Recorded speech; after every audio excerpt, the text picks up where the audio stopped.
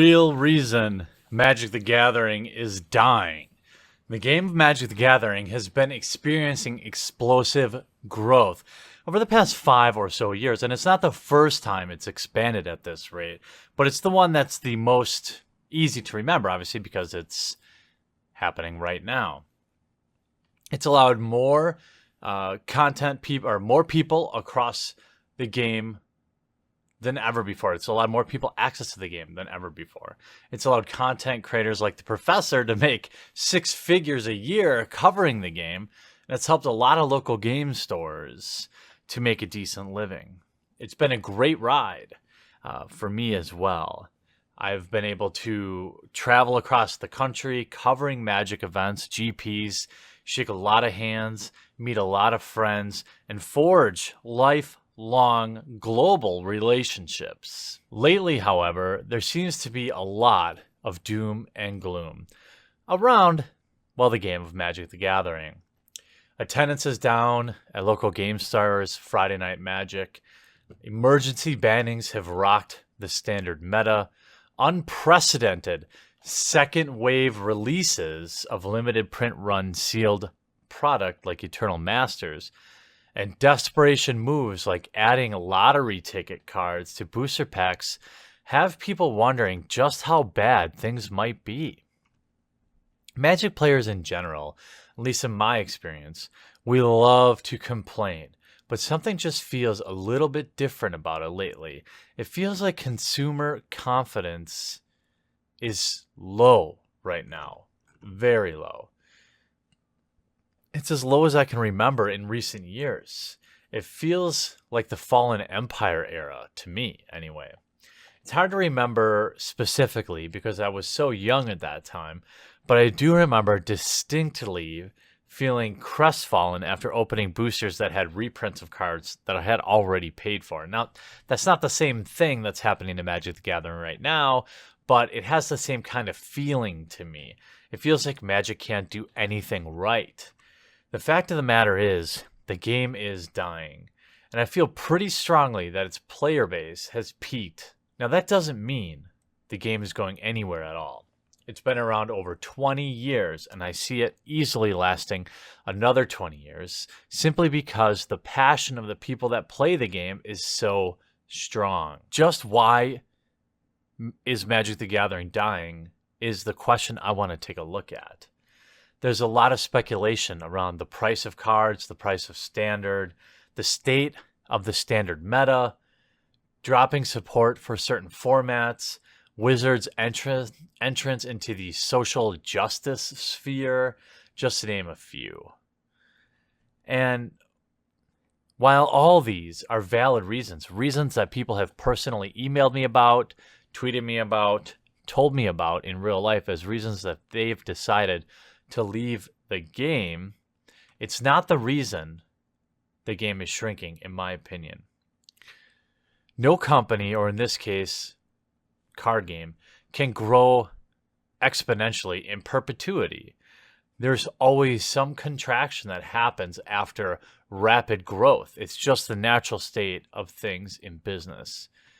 Given all the valid reasons for the game to shrink that I've listed up before, I want to submit to you what is really holding the game back from growing in spite of all them. I think the game could survive all of these things.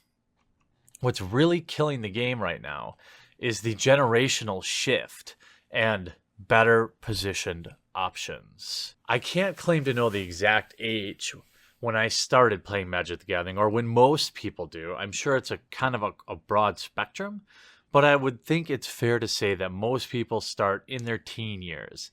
It's a time when free time is at a maximum for most people. Expendable cash, if you're working, is extremely strong. So it just represents the best opportunity to take on a game like Magic the Gathering. When I was a teenager, sure, we had video games, but mobile games were many, many years off.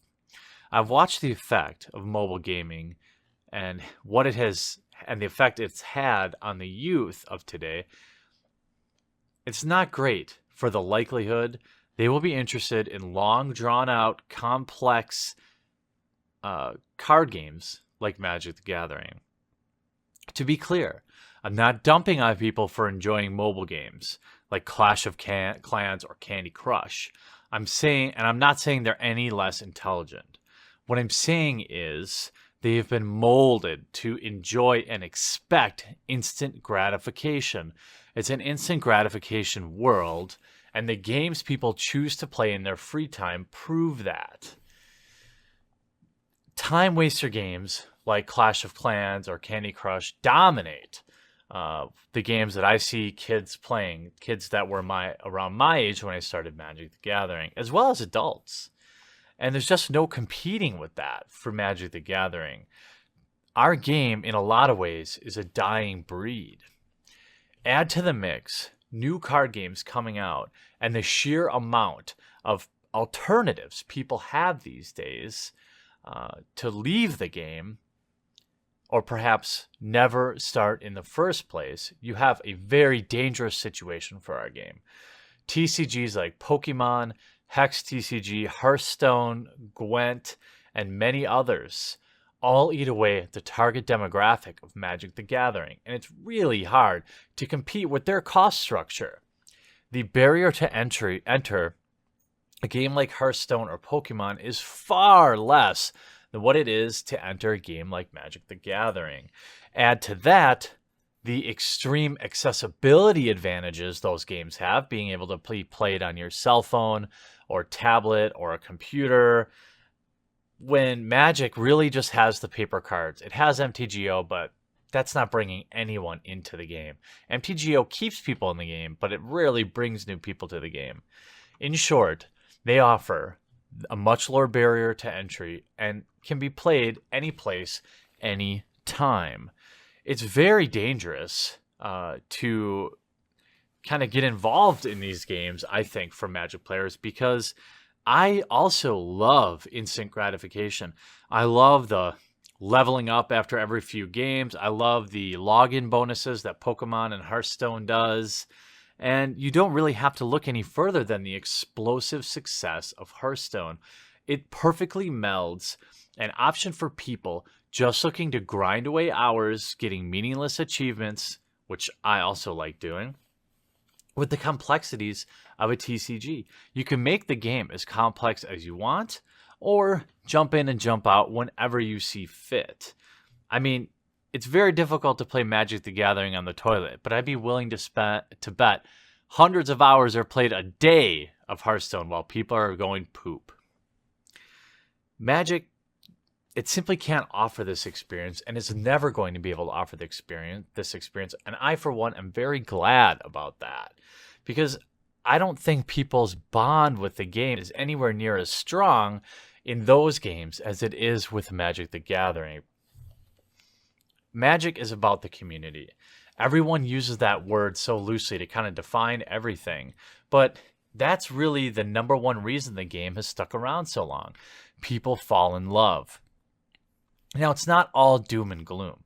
The game isn't going anywhere anytime soon. I just think it's helpful to understand the reasons why maybe our F&M isn't as busy as it used to be, and what maybe the game of Magic can do to keep people interested.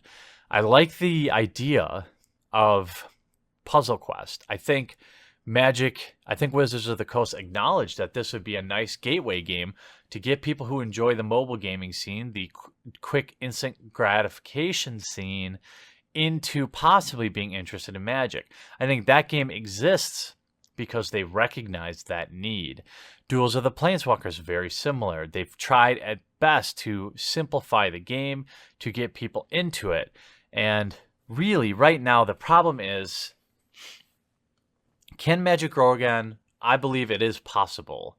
But right now, there's so many bad things going on, so many reasons to leave the game, that they just can't bring enough new people into the funnel to keep it going. When you look at a game like Pokemon, which had plateaued for many years, the introduction of Pokemon Go was, I believe, integral in bringing the Pokemon TCG explosion that we've seen in the last year or so. Lots of people are leaving Magic the Gathering to play Pokemon. and they're finding it's cheaper, it's less competitive, and it can be a more fun experience, especially for the casual player. So I'm hopeful that this discussion and your comments in the comment section down below, maybe we can all brainstorm a little bit on how to slow the rate at which people are leaving our game, but also find new and interesting ways to bring them back into the game. Because there's always going to be problems in this game. Standard's always going to have a card that's OP. Standard's always going to be expensive. You're never going to see enough modern. There's never going to be enough vintage. These are constants in our game. We have to overcome those things to ensure it continues to grow. I really hope you enjoyed and were entertained by this conversation, but I also really hope that you're going to continue the conversation down in the comment section down below. I hope you enjoyed this video, and we'll talk to you again real soon.